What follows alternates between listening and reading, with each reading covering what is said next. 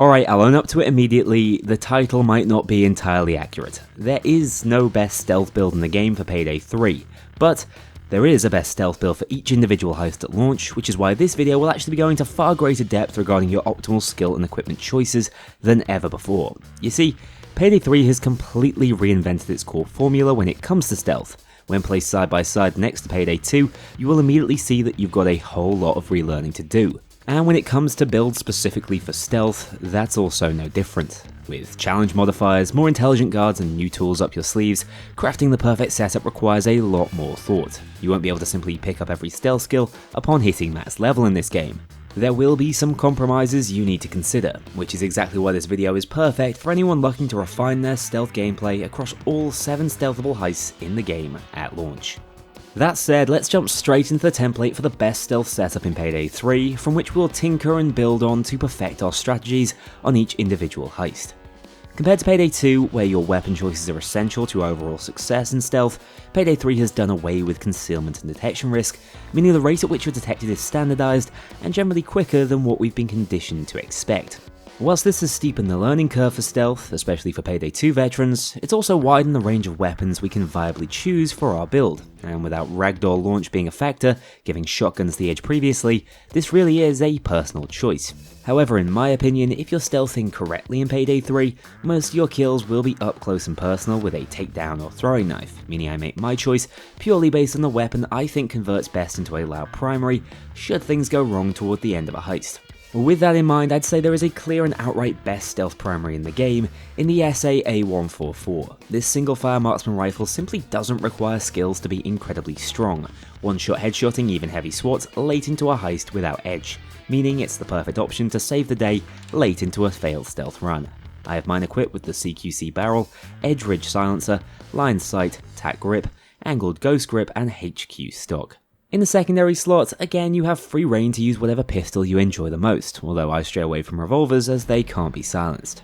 Personally, I've started leaning towards the Signature 403 as a higher damage pistol with solid handling stats, retaining a one-shot headshot and two-shot body shot kill on regular guards, which is normally enough to get the job done silently, although as I've already mentioned, I don't tend to pick up too many kills with my weapons in stealth. This one is set up with the quick pull mag, obelisk silencer, slate RDS sight and rib for your pleasure grip. Moving swiftly along, for the deployable I've been bringing along medic bags just to grind up the placement challenge, but if you do want some hybrid utility, consider a sentry gun or armor bag to assist in those last minute unexpected loud escapes. As for your throwable, this one is not for discussion, you absolutely need to be running the throwing knife on any stealth build to be as effective as possible. Not only are they a silent way to deal with guards, preventing any potential grenade-related slip-ups, they're also the strongest distraction tool in the game, being used to move security around a heist at your whim, actually giving you serious influence over their pathing.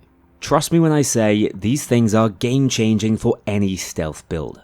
The tool is an area where I like to be quite flexible, as there's at least some core for using all 4 of these at some point on a heist, but if you just want the most consistently useful and easiest to use option, I'd say go for the motion sensor. This thing can help you track the movements of specific guards, or just give you more eyes on the hotspot areas of a heist. It's pretty effortlessly strong.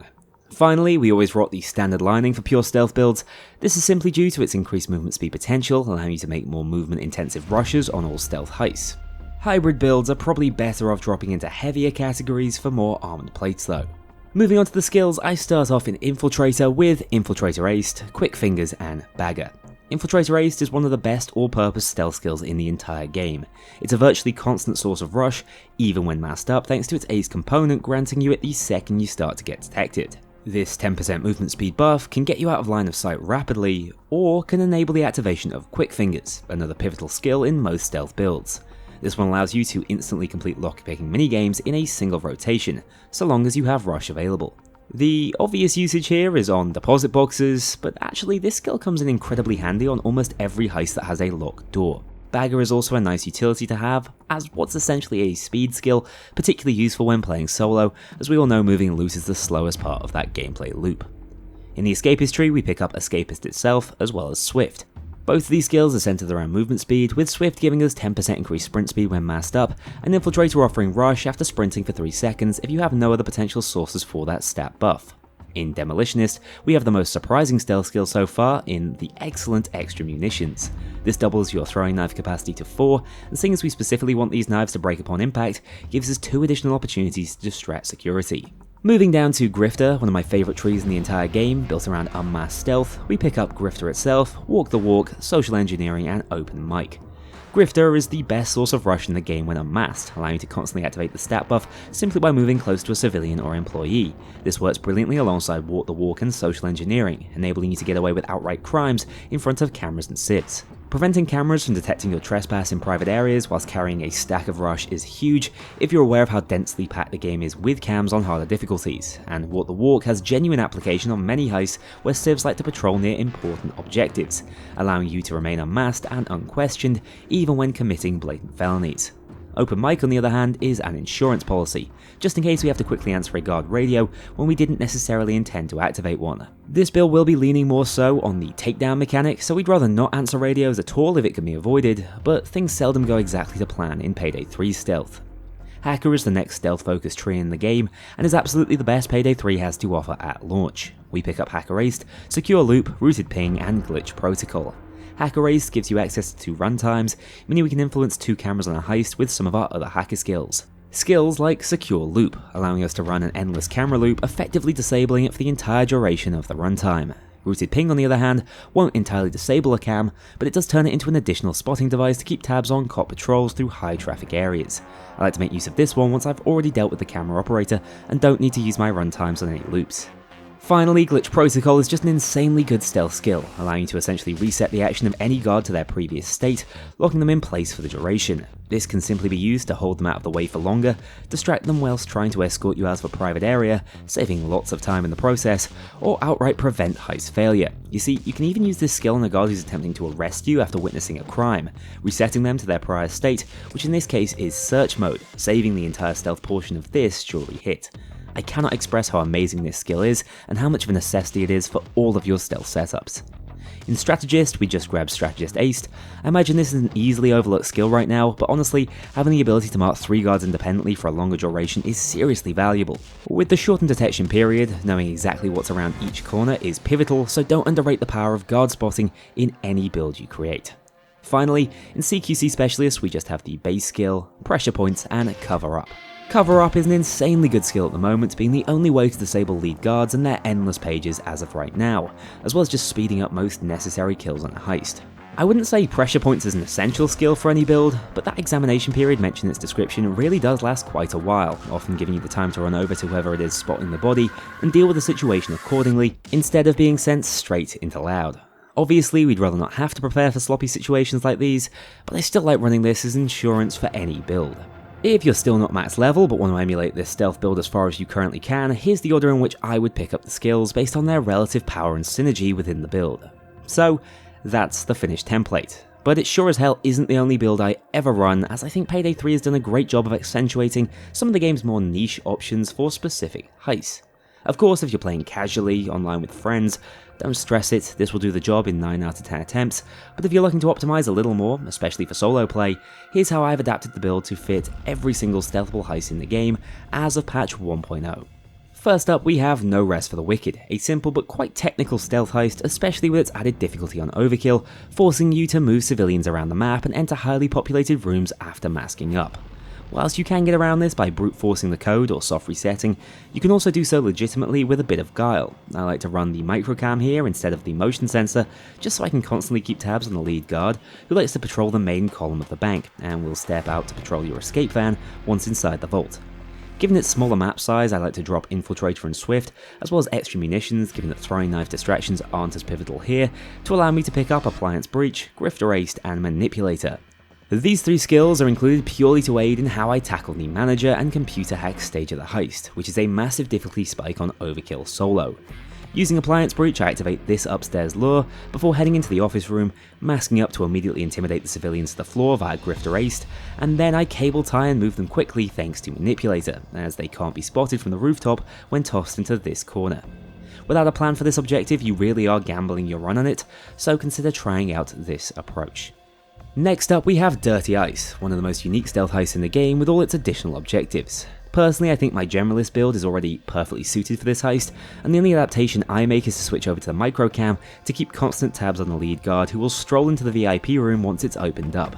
This heist really accentuates the power of Grifter, as you can steal most of the required loot straight out in front of the employees thanks to social engineering, and I've found Rooted Ping to be invaluable for controlling the claustrophobic interior of the store.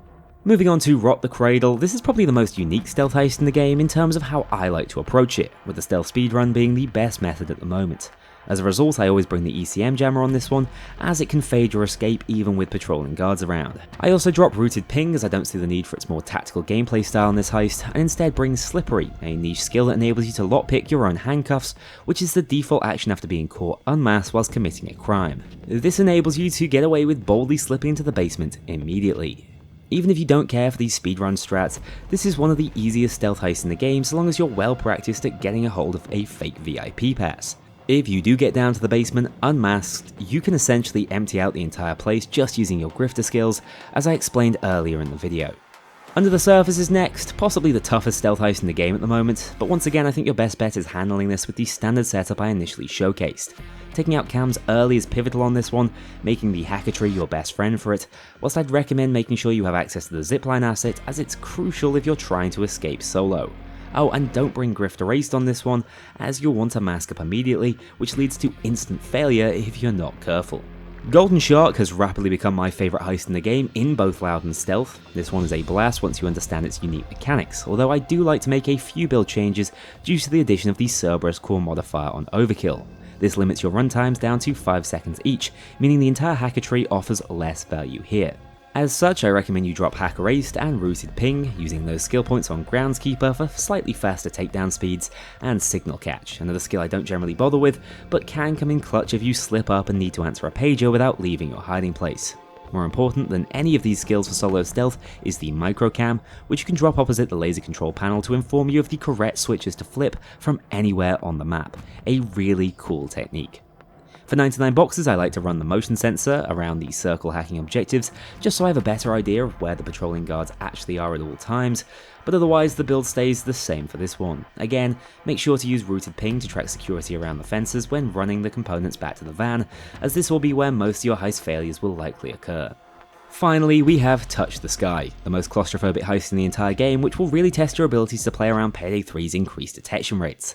I like to use the motion sensor on this heist most of the time, as you get quite a lot of bang for your buck on a heist of this size. As for skills, you quite literally don't need quick fingers as there are no locked doors on this heist, and if you're playing solo at the moment, you will need to mask up and enter through the vents, meaning most mask off skills aren't useful either. I like to drop Quick Fingers, Escapist, Walk the Walk and Social Engineering in favour of Appliance Breach, which is useful when distracting the final guard on the escape, as well as soft assets, Groundskeeper and Pin Puller. These human shield skills make a small difference when moving Mason up to his locked office in the second half of the heist, which is the largest difficulty spike you really have to face on this one, meaning they're uniquely solid for this heist in particular. Also, if you're specifically trying to do this one as a pacifist for the Spec Ops achievement, it really helps to bring Manipulator and Menacing, allowing you to remove one guard from the map without actually killing anyone. So that's the best stealth build in Payday 3 as of launch for every single heist in the game. Feel free to stick to that initial template if you don't want to micromanage your build, or specialise as I've suggested for some easier solo completions. Overall, I'm absolutely loving stealth in Payday 3 right now. I'd say discovering the knife distraction technique really did change the game for me, so give that a go if you're finding it to be a little too rigid for your taste at the moment. I'd say stealth is where the game has had its largest glow up, and I think with time, even those who preferred the fast and frenetic action of Payday 2's stealth system will come around to enjoy the insane sandbox of trickery and guile we've been offered in its stead.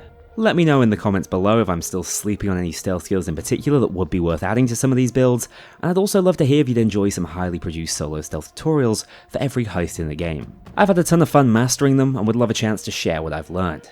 As ever, thank you so much for watching this video, take care, and I'll see you all in the next one.